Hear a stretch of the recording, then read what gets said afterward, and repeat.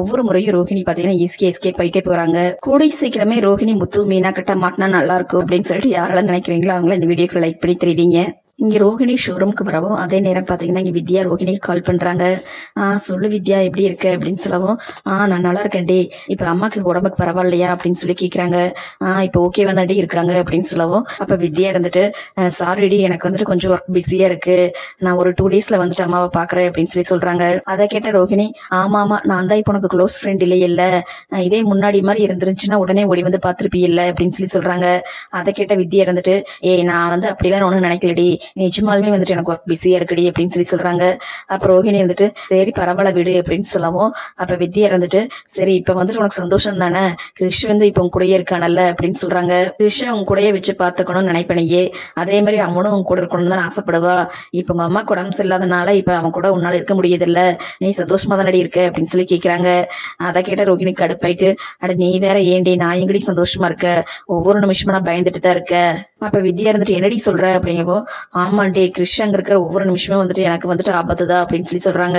அதை கேட்டீங்க வித்யாக்கு ஆச்சரியமா இருக்கு. என்னடி நீ பெத்த பையன் கூட வந்துட்டு உனக்கு இருக்கிறதுக்கு வாய்ப்பு கிடைச்சிருக்குது, நீ சந்தோஷப்படுவேன்னு சொல்லி பார்த்தா இப்படி சொல்றியே அப்படிங்கவோ, ஆமாண்டி நீ கேட்கறக்கெல்லாம் வந்துட்டு நல்லாதான் இருக்கும், என் நிலைமையில இருந்து பார்த்தாதான் எனக்கு தெரியும், எங்க என்ன பத்தின விஷயம் வீட்டுல தெரிஞ்சு போயிருமோ அப்படின்னு சொல்லிட்டு ஒவ்வொரு நிமிஷம் நான் பயந்துட்டு இருக்கேன்.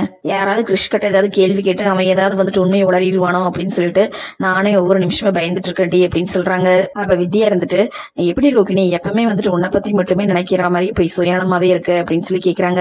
அதை கேட்ட ரோஹிணி டென்ஷன் ஆயிட்டு, சொல்ல மாட்டேன் பின்னணியே, நான் படுற கஷ்டம் எனக்கு தானே தெரியும், பாக்குறவங்களுக்கு எல்லாம் என்ன, ஏன் பெத்த பையன் கூட இருக்கணும்னு சொல்லி எனக்கு மட்டும் ஆசை இருக்காதா என்ன, ஏற்கனவே இந்த ஆண்டி எம்எல்ஏ வந்துட்டு கடுப்பா இருக்காங்க, பத்தாவதுக்கு இந்த கிறிஷோட விஷயம் மட்டும் தெரிஞ்சது அப்படின்னா மொத்தமா எனக்கு கழுத்து பிடிச்சு வெளியில தள்ளிடுவாங்க, அந்த பயத்துல நானே இருக்கேன், ஆனா நீ எல்லாம் வந்துட்டு எனக்கு கிடல் பண்ணிட்டு இருக்கியா. அதுக்கு வித்யா இருந்துட்டு, இதுக்கு தாண்டி சொல்ற, பேசாம வந்துட்டு உண்மையெல்லாம் வந்துட்டு உங்க வீட்டுல நீ கூடி சீக்கிரம் சொல்லிடு அப்படின்னு சொல்றாங்க. அதுக்கு ரோஹிணி இருந்துட்டு, ஆமாண்டி சொல்லிட்டு மொத்தமா வந்துட்டு நான் பெட்டி படுக்கையெல்லாம் எடுத்துட்டு வெளியில வந்துடுறேன், அதுக்குத்தானே நீயும் எங்க அம்மாவும் வந்துட்டு ஆசைப்படுறீங்க, எங்க அம்மாவும் என்னடா எப்ப பாரு இடையதான் சொல்லிட்டு இருக்கு, உண்மை சொல்லிடுன்னு சொல்லிட்டு, அந்த உண்மை எனக்கு சொல்ல தெரியாதா, பணக்காரி இல்ல அப்படிங்கிற உண்மையை தெரிஞ்சதுக்கே வந்து ஆண்டி எனக்கு கழுத்தை பிடிச்சி வெளியில தள்ளினாங்க, இப்படி ஒரு விஷயம் மட்டும் அவங்களுக்கு தெரிஞ்சது அப்படின்னா என் நிலைமை என்ன ஆகும், ஆண்டி கொஞ்சம் கூட யோசிக்கவே மாட்டாங்க, அப்பவே வந்துட்டு எனக்கு கழுத்தை பிடிச்சி வெளியில தள்ளி விட்டுருவாங்க, இதுக்காக தான் வந்துட்டு நான் இத்தனை நாளா கஷ்டப்பட்டுட்டு இருந்தேனா, பாரு இந்த விஷயத்த எப்ப வந்துட்டு யாருக்கிட்ட சொல்லணும் அப்படின்னு சொல்லி எனக்கு நல்லாவே தெரியும், நீ திரும்ப நீயும் சரி எங்க அம்மாவும் சரி இந்த விஷயத்த பத்தி பேச வேண்டாம் அப்படின்னு சொல்லி சொல்றாங்க. அதுக்கு வித்யா இருந்துட்டு, சரிடி கோவப்படாத, சரி வேற என்ன விஷயம் அப்படின்னு சொல்லி கேட்கவும், வேற என்ன வீட்டுல வேற வெறி பஞ்சாயத்து வேணா ஓடிட்டு இருக்கு அப்படின்னு சொல்லி சொல்றாங்க. ஏண்டி என்ன ஆச்சு அப்படிங்கவும், இல்லடி அந்த ஆண்டி தான் வந்துட்டு தேவையில்லாத வேலையில பார்த்து வச்சுட்டாங்க அப்படின்னு சொல்றாங்க. அப்ப வித்யா இருந்துட்டு, என்னடி சொல்ற என்னாச்சு அப்படிங்கவும், அது ஒண்ணு இல்லடி, அது ஆன்டி டான்ஸ் கிளாஸ் வச்சிருக்காங்கல்ல, அங்க ஒரு பொண்ணும் பையனும் வந்துட்டு லவ் பண்ணி வந்துட்டு ரொம்ப லிமிட் தாண்டி போயிட்டாங்க, அந்த பொண்ணு கன்சீவா இருக்குன்னு சொல்லிட்டு அவங்க வீட்டு ஆளுகள்லாம் வந்துட்டு ஆண்டி வந்துட்டு கண்டபடி திட்டிட்டு போயிட்டாங்க. ஏற்கனவே இந்த ஆண்டி என் மேல கோவமா இருக்காங்க, சோ இந்த விஷயத்துல ஆண்டியை காப்பாத்தி விட்டா என் மேல உள்ள கோவமெல்லாம் அவங்களுக்கு போயிடும், ஏதோ கொஞ்சம் நல்ல பேர் கிடைக்குன்னு சொல்லிட்டு நானும் மனோஜும் ஏதோ ஒரு வந்துட்டு பிளான் பண்ணிட்டு போனோண்டி, ஆனா கடைசியில அங்க போய் நாங்க அசிங்கப்படதான் செஞ்சோம், அப்புறம் என்ன வழக்கம் போல அந்த முத்து மீனாவும் தான் வந்துட்டு அதை இதையும் பேசி அந்த குடும்பத்தை ரெண்டுத்தையும் ஒண்ணு சேர்த்தி விட்டுட்டாங்க. அதை கேட்ட வித்யா இருந்துட்டு, ஆமாண்டி முத்துவும் மீனாவும் சேர்ந்தாலே வந்துட்டு அந்த இடத்துல சூப்பரா தான் இருக்கும், அவங்கள மாதிரி ஒரு ஜோடியெல்லாம் வந்துட்டு பார்க்கவே முடியாது அப்படின்னு சொல்லவும், அதை கேட்டீங்க ரோஹிணி கடுப்பாயிட்டு, ஆரம்பிச்சிட்டியா நீயே, அவங்க 2 பேர்த்த பத்தி சொல்லிடக்கூடாது, உடனே பல்ல காட்ட ஆரம்பிச்சிருவியே அப்படின்னு சொல்லி சொல்றாங்க. அப்ப வித்யா இருந்துட்டு, இங்க பாருடி உனக்கு பிடிச்சாலும் சரி பிடிக்காட்டியும் சரி, உண்மையாலுமே முத்துவும் மீனா வந்துட்டு சூப்பரான கப்பல் தான், நான் தான் அவங்கள்ட்ட ஏற்கனவே சொல்லியிருக்கேன்ல, அவங்க 2 பேர்த்தையும் பார்த்ததுக்கு அப்புறம் தான் வந்துட்டு எனக்கு கல்யாணம் பண்ணணும்னு ஆசையே வந்துச்சு அப்படின்னு சொல்லவும், அதையெல்லாம் கேட்க இங்க ரோஹிணிக்கு பாத்தீங்கன்னா பயங்கர கடுப்பாகுது. இங்க பாரு நானே வந்துட்டு பயங்கர எரிச்சல் இருக்கேன், நீ தேவையில்லாம என்ன மறுபடியும் வந்துட்டு கடுப்பேத்தாத அப்படின்னு சொல்றாங்க. ஏன்டி அவங்க வந்துட்டு நல்லதை பண்ணிட்டாங்க, உன்னால பண்ண முடியலன்னு சொல்லிட்டு உனக்கு பொறாமையா அப்படின்னு சொல்லி கேக்குறாங்க.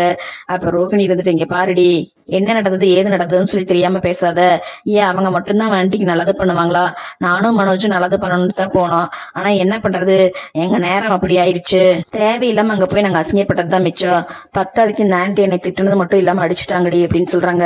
அதை கேட்ட வித்யா, ஐயோ என்னடி சொல்ற அப்படிங்கவும், ஆமாண்டி அந்த பொண்ணு வீட்டு ஆளுங்க வந்துட்டு மனோஜை புடிச்சு அடிச்சுட்டாங்க, அந்த விஷயம் தெரிஞ்சு எங்க அத்தை ரொம்ப என்னை திட்டாங்கடி, என்னாலதான் வந்துட்டு மனோஜுக்கு இந்த மாதிரி அடிபட்டுருச்சு அப்படின்னு சொல்லிட்டு திட்டுனது மட்டும் இல்லாம என்னை பிடிச்சி பயங்கரமா அடிச்சுட்டாங்க அப்படின்னு சொல்றாங்க.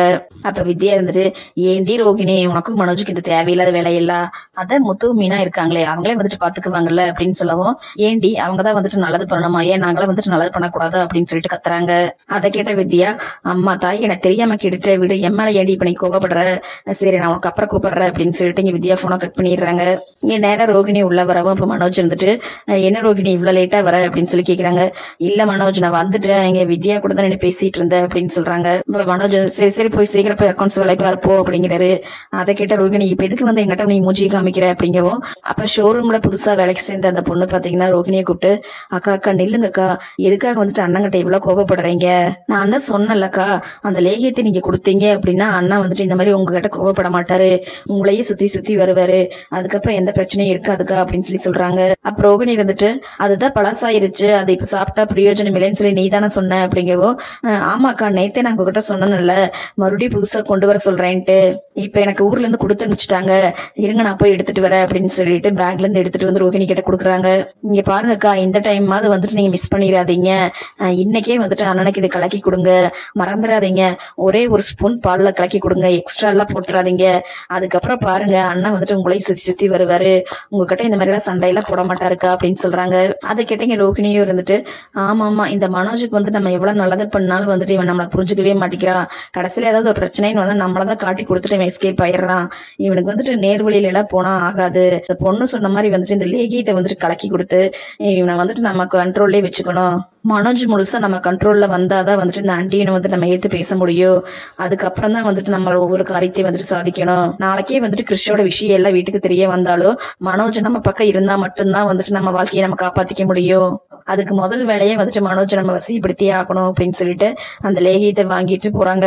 இந்த லேகியத்தை கலந்து கொடுத்து மனோஜ் எப்படியாவது நம்ம வசியப்படுத்திடணும், இனிமேல் வந்து இந்த ஆண்டி பேச்சையே வந்துட்டு மனோஜ் கேட்க கூடாது, நம்ம சொல்றதுக்கு தான் வந்து எல்லா தலையாட்டணும் அப்படின்னு சொல்லி இங்க ரோகிணி கனவு கண்டுட்டு இருக்கு. அதே நேரம் பாத்தீங்கன்னா இங்க மனோஜ் பாத்தீங்கன்னா பயங்கரமா கதறிட்டு ரூம்குள்ள வராரு. அதை பார்த்துட்டு ரோகிணி அதிர்ச்சி ஆயிட்டு, என்னாச்சு மனோஜ் ஏன் வந்துட்டு இந்த மாதிரி பதற அப்படின்னு சொல்லவும், போச்சு ரோகிணி எல்லாமே போச்சு அப்படின்னு சொல்லிட்டு அழுகுறாரு. அதை பார்த்துட்டு ரோகிணிக்கு ஒன்னும் புரியல, என்ன சார் மனோஜ் சொல்ற என்னாச்சு அப்படின்னு சொல்லி கேட்கவும், இப்பதான் வந்துட்டு ஷோரூம்ல இருந்து கால் பண்ணாங்க, அந்த ராணியும் புருஷனும் சேர்ந்து நம்மள மொத்தமா ஏமாத்திட்டு போயிட்டாங்க ரோகிணி அப்படின்னு சொல்றாரு. அதை கேட்டீங்க ரோகிணி பாத்தீங்கன்னா, என்ன சொல்ற மனோஜ் அவங்க என்ன பண்ணாங்க அப்படின்னு சொல்லவும், எல்லாம் வந்துட்டு உன்னாலதான் அப்படிங்கிறாரு. இங்க ரோஹிணிக்கு ஒன்னும் புரியல. மனோஜ் நீ முதல்ல என்ன விஷயம், என்ன நடந்துச்சுன்னு சொல்லு அப்படிங்கவும் இங்க சத்தம் கேட்டு எல்லாரும் பாத்தீங்கன்னா அங்க வந்துடுறாங்க. அப்ப விஜயா பாத்தீங்கன்னா மனோஜ் பதறிட்டு நிக்கிறத பாத்துட்டு, டேய் மனோஜ் என்னடா ஆச்சு, எதுக்குடா வந்துட்டு ஒரு மாதிரி இருக்க, என்னடா ஆச்சு அப்படின்னு சொல்லிட்டு கேக்குறாங்க. அப்ப முத்து இருந்துட்டு, என்னடா மறுபடியும் ஏதாவது 7:30 கூட்டிட்டு வந்துட்டியா அப்படின்னு சொல்லிட்டு கேக்குறாரு. அப்ப அண்ணாமலை இருந்துட்டு, டே முத்து நீ அமைதியாரு அப்படின்னு சொல்லிட்டு, டேய் மனோஜ் என்ன நடந்துச்சு அப்படின்னு சொல்லிட்டு கேக்குறாரு. அப்ப மனோஜ் பாத்தீங்கன்னா தலையா அடிச்சுட்டு, அப்பா போச்சுப்பா எல்லாமே போச்சு, மொத்தமா எல்லாமே என்ன கையை விட்டு போயிருச்சுப்பா அப்படின்னு சொல்றாரு. அதை கேட்டு விஜயா பாத்தீங்கன்னா, டே மனோஜ் என்னடா சொல்ற, என்னடா போச்சு, ஏய் என்னடி பாத்துட்டு நிக்கிற, மனோஜ் என்னடி சொல்றான் அப்படின்னு சொல்லிட்டு ரோஹிணி கிட்ட கேக்குறாங்க. அப்ப ரோஹிணி இருந்துட்டு, தெரியல ஆண்டி அவர் என்னென்ன எதுன்னு என்கிட்டயே சொல்லல அப்படிங்கவும், அப்ப முத்து இருந்துட்டு, டே மனோஜ் எதுவா இருந்தாலும் சொல்லுடா அப்படின்னு சொல்லிட்டு கேக்குறாரு. டே ஷோரூம்ல இருக்கிற எல்லா பொருளையும் வந்துட்டு திருடிட்டு போயிட்டாங்கடா அப்படின்னு சொல்றாரு. மனோஜ் இப்படி சொன்னது கேட்டு எங்க வீட்டுல எல்லாரும் பாத்தீங்கன்னா பயங்கரமா அதிர்ச்சி ஆகுறாங்க. அப்ப ரோஹிணி இருந்துட்டு, மனோஜ் என்ன சொல்ற நீ அப்படிங்கவும், நீ பேசாத வாயம் கூட எல்லாம் உன்னாலதான் அப்படின்னு சொல்றாரு. அதை கேட்டு ரோஹிணி, என்ன சொல்ற நான் என்ன பண்ணேன் அப்படிங்கவும், நீ தானே வந்துட்டு அந்த ராணியா புருஷனை வந்துட்டு வேலைக்கு சேர்த்த சொன்ன, இப்ப அவங்கதான் வந்துட்டு நம்ம எல்லா பொருளையும் திருடிட்டு போயிட்டாங்க அப்படின்னு சொல்றாங்க.